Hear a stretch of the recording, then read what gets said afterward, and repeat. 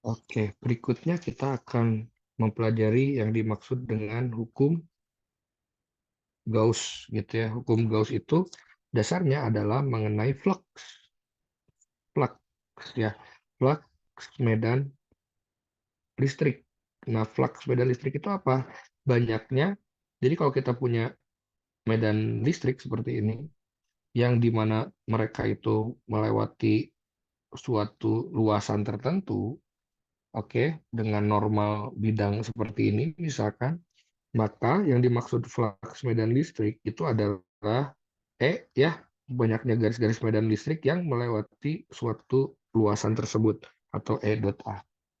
Nah, terlebih kalau dalam hukum Gauss, maka ini adalah sebetulnya A-nya ini adalah suatu luasan tertutup tertentu. Jadi kita bisa sebut ini dalam bentuk integral adalah seperti ini, ya, E dot dA. Dan hukum Gauss itu mengatakan ya bahwa total flux medan listrik yang melingkupi suatu muatan adalah banyaknya muatan yang dilingkupi suatu permukaan tersebut dibagi dengan epsilon epsilon nol. Maka apabila kita koneksikan kedua persamaan ini, ya, maka kita bisa tuliskan bahwa nah, kayak gini ya. Gini, integral tertutup E dot dA itu sama dengan Q enclosed per epsilon. Seperti itu. Oke, nah ini persamaan Gauss yang akan kita gunakan dalam menyelesaikan persoalan-persoalan Gauss. Nah, persoalan Gauss itu sebelum masuk ke persoalan Gauss, kita harus mengenal dulu objek apa saja yang akan dilibatkan untuk diselesaikan dalam persamaan Gauss. Yang pertama itu ada konduktor. Ya, itu ada konduktor. Nah, sifat-sifat konduktor itu ada setidaknya mungkin hmm, hmm, yang pertama gitu ya, itu adalah muatan pada konduktor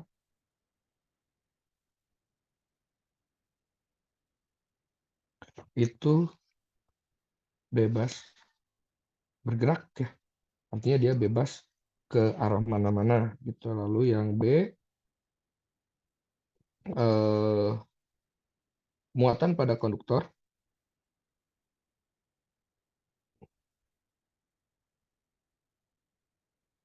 terdistribusi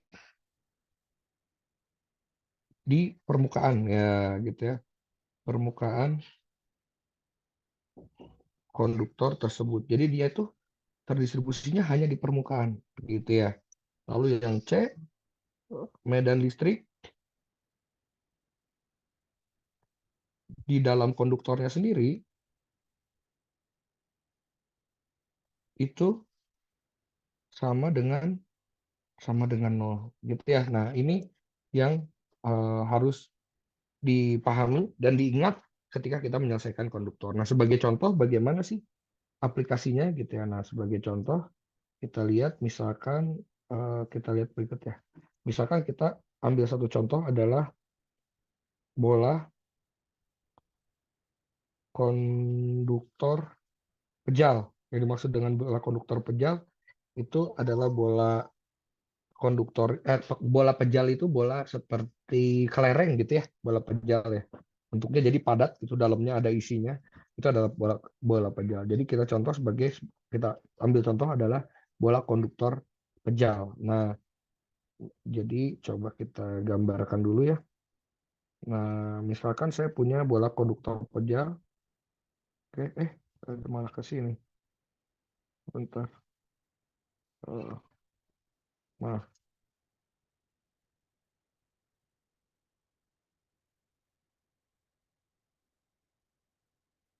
Nah, ini. Nah, kita gambarkan bola konduktor pejal seperti ini. Dan karena dia pejal, ya kita kasih warna dalamnya gitu ya. Untuk menandakan bahwa dia ini pejal atau padat gitu ya dalamnya ya. Padat. Nah, meskipun dia padat dalamnya, tapi ingat tadi ada beberapa sifat konduktor yang harus kalian pahami. Gitu ya. Yang pertama apa tadi? Muatannya itu bebas bergerak, artinya dia bisa pindah-pindah. Muatan pada konduktor itu pindah-pindah. Dan yang kedua adalah muatannya terdistribusi di permukaan. Jadi di dalamnya ini dia itu harusnya tidak ada muatan yang terlingkupi, gitu ya. Oke, dan yang ketiga, muatan listrik di dalam sama dengan nol. Jadi kita lihat, misalkan muatan ini, bola konduktor ini muatan totalnya adalah plus Q gitu, misalkan ya, muatan totalnya adalah plus Q. Nah, maka muatan itu akan terdistribusi di permukaan, gitu ya, seperti itu. Oke, nah, bagaimana kita menyelesaikan soal hukum Gauss? Nah, lagi-lagi saya bikin langkah-langkah gitu ya. Yang pertama itu adalah kita bagi area gitu ya. Oke, bagi area. Jadi contohnya di sini bagi area seperti apa? Berarti kan misalkan ini jari-jarinya adalah R besar gitu ya. Berarti di sini akan ada dua area. Area pertama adalah di dalam bola dan area kedua adalah di luar bola. Gitu. Lalu yang nomor dua itu adalah gambar permukaan Gauss. Permukaan Gauss pada masing-masing area gitu ya. Contoh di sini berarti areanya area 1, area 2. Berarti permukaan Gauss di dalam bola. Jadi permukaan Gauss itu enaknya kalian buat dengan bentuk simetri gitu ya. Dengan bentuk simetri. Jadi contoh di sini bola, kalian buat permukaan Gaussnya bola juga. Jadi kalau permukaan Gauss di daerah 1 di dalam bola, itu ya kita buat bola apa? Nah, permukaan Gauss bentuk bola juga. Dengan jari-jari kita sebutlah R1 gitu ya. Sedangkan di luar bola, misalkan ya kalian buat permukaan Gauss, ini ceritanya permukaan Gauss bentuknya bukan lingkaran tapi bola ya, ceritanya bola ya. Dengan jari-jari misalkan R2 seperti itu. Oke. Lalu langkah ketiganya baru hitung dengan ini ya, integral tertutup E.dA itu sama dengan Q enclosed per epsilon 0. Nah, persamaan ini itu kita aplikasikan di sini. Contoh berarti pada hitung di masing-masing area ya, masing-masing area. Jadi contoh area satu itu adalah area di dalam bola sehingga kita untuk R-nya lebih kecil dari R besar gitu ya. Jadi kita masukkan integral tertutup dot dA gitu ya. Itu akan sama dengan Q enclosed per epsilon 0. Nah, ini tuh apa? Ini tuh kan adalah flux medan listrik di dalam bola jadinya. Nah, di dalam bola itu kita gunakan permukaan Gauss dengan jari-jari R kecil 1 gitu ya. Jadi kita punya integral tertutup ini jadinya adalah E dikali integral tertutup dari dia adalah berarti berbentuk bola dengan jari-jari R1 kecil kan. Berarti ini adalah 4pi R1 kuadrat gitu ya. Oke, karena ini adalah luas permukaan bola Gauss yang kecil itu. Nah, ini sama dengan Q enclosed. Nah, apa yang dimaksud dengan Q enclosed? Q enclosed itu adalah muatan yang dilingkupi permukaan Gauss tersebut. Jadi kalau kita lihat, karena ini konduktor, konduktor itu memiliki sifat kedua, yaitu apa? Muatan pada konduktornya terdistribusi di permukaan konduktor tersebut. Jadi di dalam bolanya itu tidak ada muatan. Oke, maka Q enclosed-nya sama dengan 0. Maka ini sekaligus membuktikan yang sifat ketiga, yaitu medan listrik di dalam konduktornya sama dengan 0. Maka dari itu E-nya itu akan sama dengan 0. Seperti itu.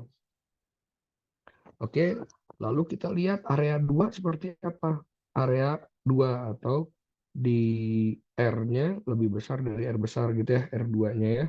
Nanti kita masukkan integral tertutup E dot dA itu sama dengan Q enclosed per epsilon 0. Nah, kali ini yang ruas kirinya kita pakai bola yang besar tuh.